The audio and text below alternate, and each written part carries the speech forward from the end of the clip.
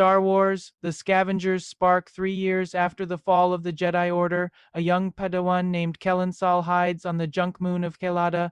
When an Imperial Inquisitor tracks him down, Kellen must choose between staying in the shadows or reigniting the light of the Jedi. The rain on Kelada did not just fall. It stung like needles against any exposed skin. Kelensal pulled his tattered synth leather poncho tighter around his shoulders, his boots sinking into the thick metallic mud of the scrap flats. For 3 long years, this desolate moon had been his sanctuary, a graveyard of broken starships and forgotten dreams from a war that felt like a lifetime ago. He climbed a rusted heap of an old Venator-class star destroyer, his eyes scanning the horizon for the Imperial Scav droids that patrolled the sector.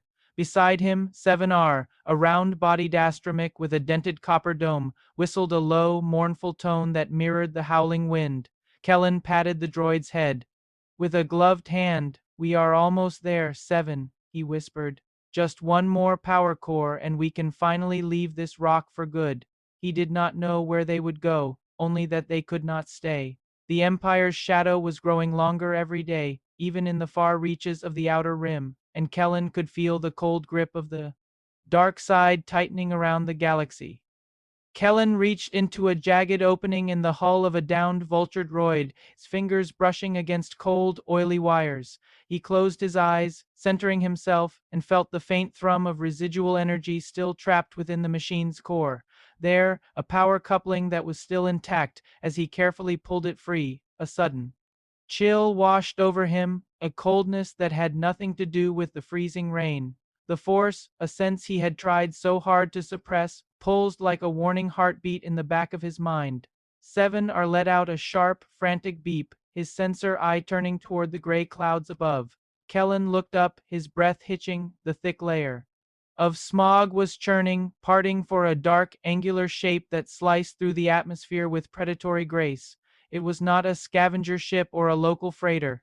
It was a TIE Advanced V1, its sleek black wings cutting the air like a blade. "They found us," Kellen whispered, the words catching in his throat as the realization of his failed anonymity set in.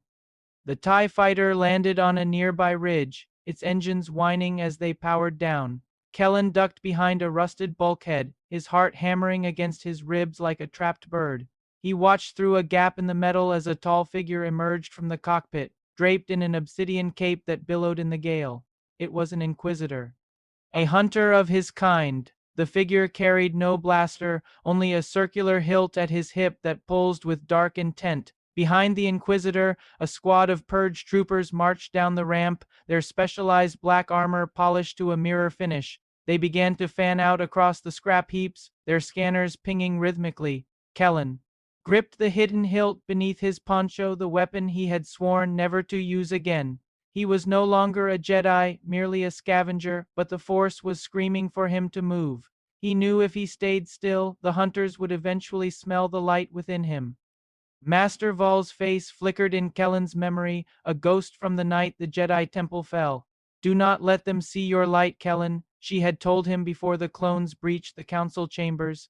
He had lived by those words for years, burying his identity under layers of grease and silence. But as the purge troopers closed in on his small camp, he saw 7R trying to hide behind a stack of rusted crates. A trooper spotted the droid and delivered a heavy kick, sending the astromech tumbling into the mud with a metallic crash.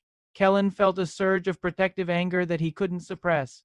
He couldn't let them destroy the only family he had left in this cold universe. The Inquisitor stopped in his tracks, his helmeted head tilting as if he could smell the shift in Kellen's resolve. "I know you are there, little spark." The Inquisitor's voice crackled through a synthesized vocoder. "Come out and face the inevitable end of your order." Kellen stepped out from behind the rusted wall, his hands raised in a mock gesture of surrender. "I am Justice Scavenger looking for parts," he called out, his voice shaking with a mixture of fear and adrenaline. "I do not want any trouble with the Empire." The Inquisitor laughed, a dry, metallic sound that sent shivers down Kellen's spine. "A scavenger who carries a kyber crystal?" "I think not," the hunter replied. With a sudden flick of his wrist, the Inquisitor used the Force to rip the poncho from Kellen's shoulders, revealing the silver lightsaber hilt hanging from his belt. The purged troopers leveled their rifles instantly. The Inquisitor stepped forward, his heavy boots crunching on the wet gravel. You are a relic of a dead age, Padawan. It is time to be swept away with the rest of this trash. He unclipped his weapon, and with a terrifying snap hiss, twin crimson blades ignited, spinning rapidly like a deadly fan of light that drowned out the sound of the rain. Kellen did not hesitate any longer. He grabbed his hilt and thumbed the ignition. A blade of brilliant sapphire light sprang to life, casting a sapphire glow over the muddy ground and reflecting in the rain. The purged troopers opened fire, red bolts streaking through the dark air. Kellen moved in a blur of blue light, his old training taking over as if it had never left him. He deflected the bolts with rhythmic precision, sending them scattering back at the troopers and forcing them to dive for cover. He felt the force flowing through him again, a river that had been dammed for far too long. Seven R whistled an encouraging, high-pitched tune as he rolled toward the Star Hopper, Kellen's small freighter, the ship's boarding ramp beginning to lower. Kellen knew he could not win a direct fight against an Inquisitor and a squad of elite soldiers, but he could create an opening. He lunged forward, his blue blade clashing against the spinning red blades of his enemy in a shower of sparks. The strength of the Inquisitor was overwhelming. Every strike felt like a physical weight, pushing Kellen back toward the edge of a deep scrap pit filled with jagged metal. The Inquisitor fought with a cruel efficiency, his red blades carving deep, glowing gouges into the metal flooring beneath them. You have forgotten your forms. The Inquisitor hissed, his mask inches from Kellen's face as their blades locked. You are weak, softened by your fear and your years of hiding in the dirt. He swung a heavy, overhead blow that sent Kellen sprawling into the mud. The blue blade flickered as Kellen struggled to find his footing, his lungs burning. Above them, lightning cracked across the sky, momentarily illuminating the scene in a harsh, white light. The Inquisitor raised his blades for the killing blow, his figure a silhouette of pure darkness against the storm. Kellen looked up, seeing the end approaching, but his eyes caught something else, a massive industrial crane looming precariously above the clearing. Just as the red blades descended, 7R fired the Star Hopper's aft cannons from the landing pad. The blast did not hit the Inquisitor, but it struck the support cables of the massive overhead crane. The structure groaned, its heavy steel cables snapping with the sound of gunshots. The Inquisitor hissed in frustration and leaped back, using both hands to channel the force and hold the falling debris in midair to avoid being crushed. It was the moment Kellen needed. He did not reach for his sword. He reached for the force. He closed his eyes and reached out to the piles of loose scrap metal surrounding the clearing. He did not just move one piece.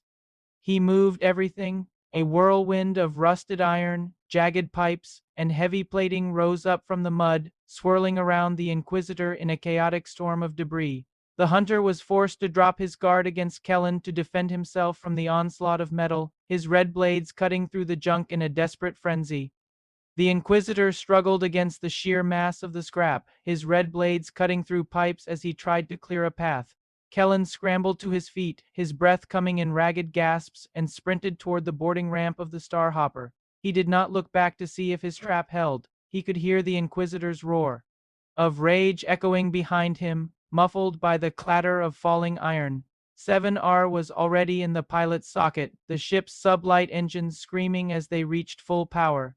As the ship lifted off, Kellen stood at the top of the ramp, looking down at the receding moon of Kelada.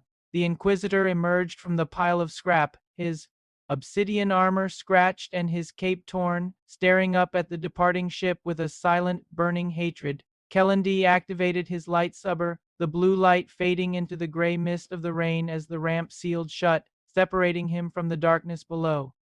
The Star Hopper broke through the thick cloud layer, the stars of the galaxy stretching out before them like a sea of infinite diamonds.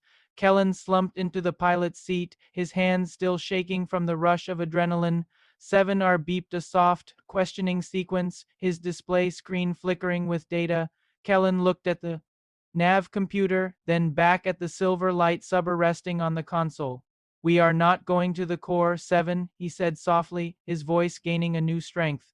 There are others out there, people like us, people who are tired of living in the shadows. He reached out and touched the Jedi symbol he had etched into the dashboard years ago. A mark he had kept hidden under a piece of tape. It was time to find the others. It was time to remind the galaxy that the Jedi were not truly gone, and that hope could still be found in the most unlikely places. He pulled the hyperdrive lever, and the stars stretched in two long, white lines, carrying them away from the past and toward a new destiny. Thanks for watching. If you want to see more stories like this, make sure to like and subscribe. Until next time, stay super.